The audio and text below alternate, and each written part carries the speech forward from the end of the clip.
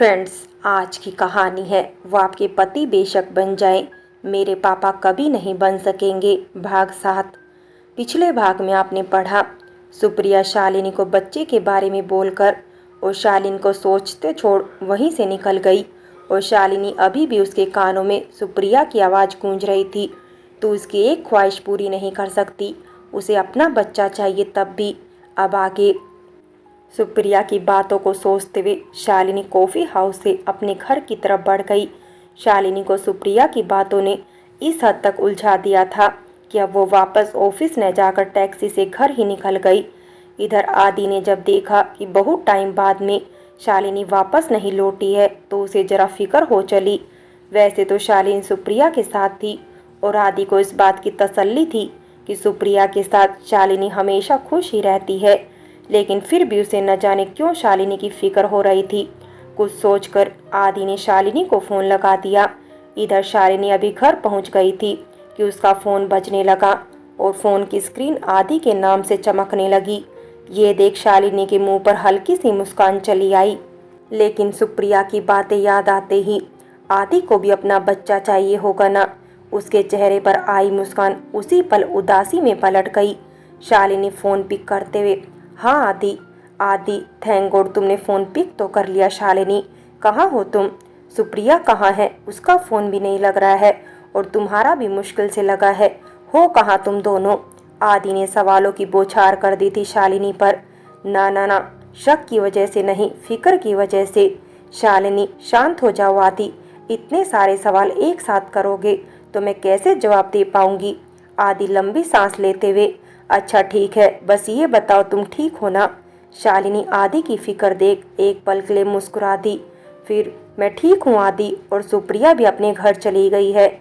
मेरा मन ठीक नहीं था तो मैं सीधा घर आ गई। और देखो प्लीज़, हो सके तो तुम भी आज जल्दी घर पर आ जाओ। आदि ने शरारत से कहा, क्या बात है मिसिस शेरगिल, आपके इरादे ठीक नहीं लग रहे हैं आज। असल में आदि ने शालिनी की आवाज़ से ही महसूस कर लिया था कि शालिनी कुछ परेशान है और वो बस कुछ भी करके उसका मूड हल्का करना चाह रहा था, और वो शायद हो भी रहा था। उसकी बात सुन शालिनी अपने ख्यालों की उलझन में भी मुस्कुरा दी। शालिनी हल्की मुस्कान से, कुछ ज़्यादा गलत नहीं है इरादे, बस कुछ ज़रूरी बात करनी है। आदि कुछ परेशान होते हुए, शालिनी सब ठीक तो है ना, कोई प्रॉब्लम तो नहीं हुई ना? शालिनी, ना ना, बस यूं ही बात करनी है, फ्री हो जाओ तो जल्दी घर आ जाना, परेशान मत हो आदि, सब ठीक है। आदि, ओके, मैं आता हूँ जल्दी ही। इतना बोल उसने फ़ोन काट दिया। शालिनी घर पहुँच गई थी। उसने देखा स्नेहा घर पर नहीं थी तो उसने स्नेहा को फ़ोन लगा दिया। स्नेहा अपने दोस्तों के साथ अपनी फ्रेंड के घर पर पार्टी कर रही थी, तभी उसका फ़ोन बजा। उसने एक उड़ती हुई नज़र अपने फ़ोन पर डाली और फ़ोन कटकर बिजी इन स्टडी का मैसेज अपनी मोम के नंबर पर सेंड कर वापस अपने दोस्तों के बीच घुल मिल गई। शालिनी ने जब स्नेहा का मैसेज देखा और टेक केयर का रिप्लाई कर फ़ोन साइड में रख दिया, क्योंकि वो जानती थी अब स्नेहा या तो लेट आएगी या फिर सुबह आएगी। सोचते हुए शालिनी अपने रूम की तरफ बढ़ गई। उम्र के इस पड़ाव पर उसे सही गलत का होश भी नहीं था जैसे। शालिनी फ्रेश होकर आदि का इंतज़ार करने लगी। कुछ ही देर में आदि की गाड़ी घर के बाहर आकर रुकी।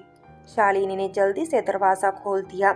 ये देख आदि, क्या बात है मिसेस शेरगिल, इंतज़ार हो रहा है हमारा, वो भी इतनी शिद्दत से। क्या बात है मैडम जी? शालिनी मुंह बनाते हुए, आदि मुझे सीरियस बात करनी है, तुम ये बटर वाली बातें फिलहाल के लिए पीछे वाली पॉकेट में रखो और जल्दी से फ्रेश होकर आओ। आदि सर झुकाते हुए, जो हुक्म मेरे आका। इतना बोल वो तुरंत अपने रूम की तरफ बढ़ गया।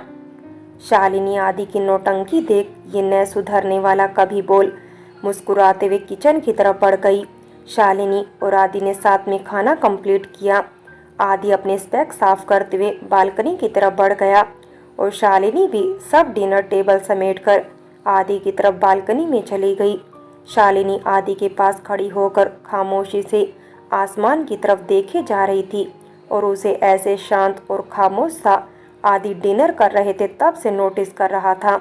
जब कुछ देर इंतज़ार करने के बाद भी शालिनी ने कुछ नहीं कहा तो आदि ने शालिनी का हाथ अपने हाथ में लेते हुए, क्या बात है शालिनी, किस उलझन में उलझी हुई हो और मुझे बता नहीं पा रही हो तुम?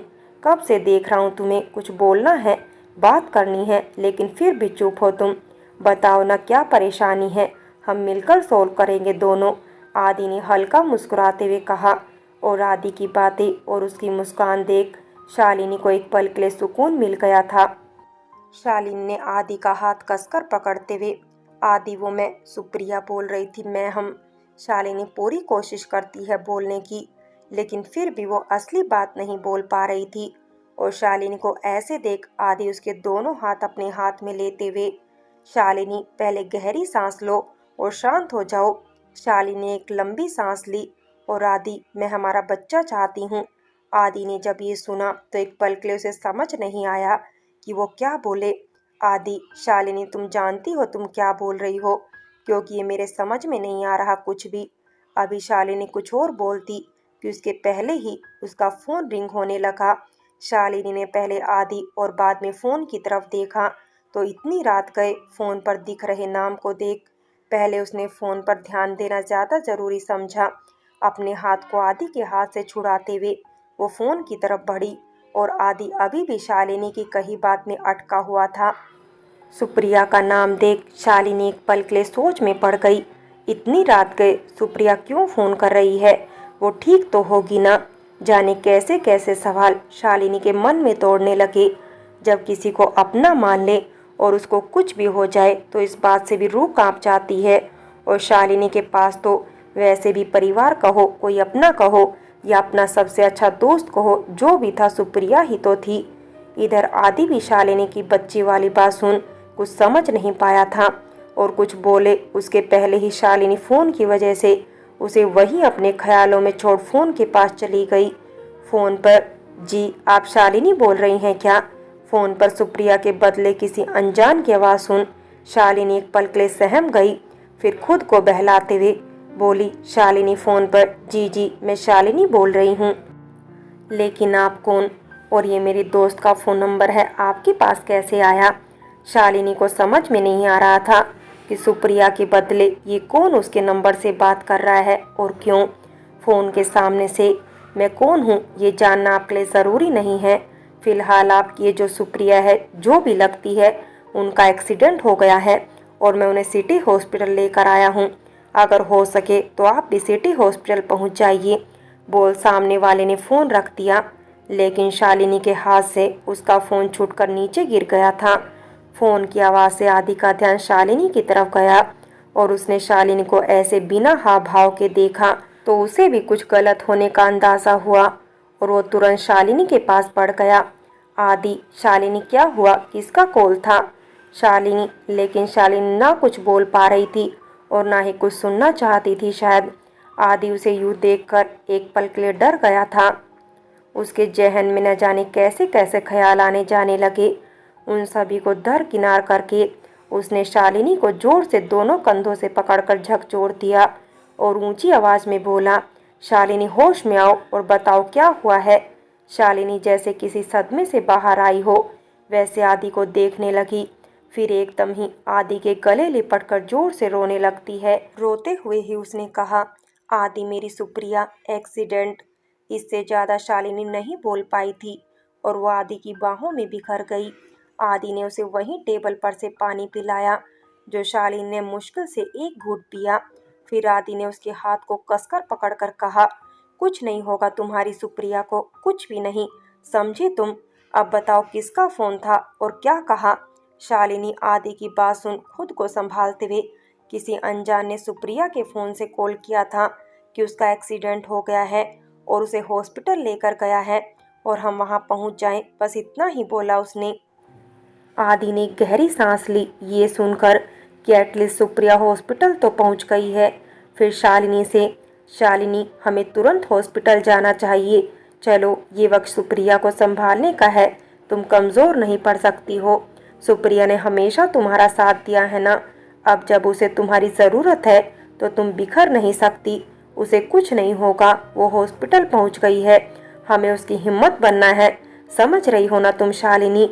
आदि की बातें सुन शालिनी ने अपने आंसू पोंछे और खड़े होकर, तुम सही कह रहे हो आदि, मैं ऐसे कमज़ोर नहीं पड़ सकती, मेरी दोस्त को मेरी ज़रूरत है। आदि, गुड, अब चलें। क्या नाम बोला उन्होंने हॉस्पिटल का? शालिनी दरवाजे की तरफ बढ़ते हुए, सिटी हॉस्पिटल। आदि भी गाड़ी की चाबी और अपना वॉलेट लेकर दरवाजे की तरफ बढ़ गया। शालिनी जल्दी से गाड़ी में बैठ गई और उसे ऐसे देख आदि भी जितनी हो सके जल्दी से घर के दरवाजे बंद करके गाड़ी में बैठ गया और उतनी ही जल्दी उसने गाड़ी हॉस्पिटल की तरफ बढ़ा दी थी। आदि ने जितना हो सके उससे भी ज़्यादा जल्दी गाड़ी की स्पीड से गाड़ी सिटी हॉस्पिटल की तरफ बढ़ा ली थी। वो बहुत अच्छे से जानता था सुप्रिया शालिनी के लिए क्या है।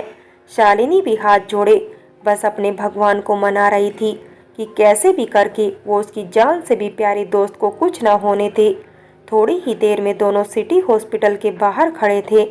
शालिनी का कांपता हुआ हाथ थाम आदि बड़ी ही जल्दी से रिसेप्शन पर बैठी मैम से सवाल किया, अभी जो एक्सीडेंट हुआ है, सुप्रिया नाम है जिसका, वो किस फ्लोर के किस रूम में है मैम?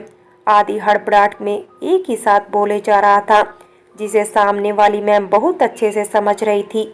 उनके लिए तो शायद रोज की बात हो, लेकिन किसी अपने को कुछ हो जाए ये सब के लिए रोज की आम बात नहीं होती। फ्रेंड्स, बाकी की कहानी अगले भाग में देखें और अगर कहानी अच्छी लगी हो तो लाइक करें, शेयर करें और प्यार भरी कहानी चैनल को सब्सक्राइब करें।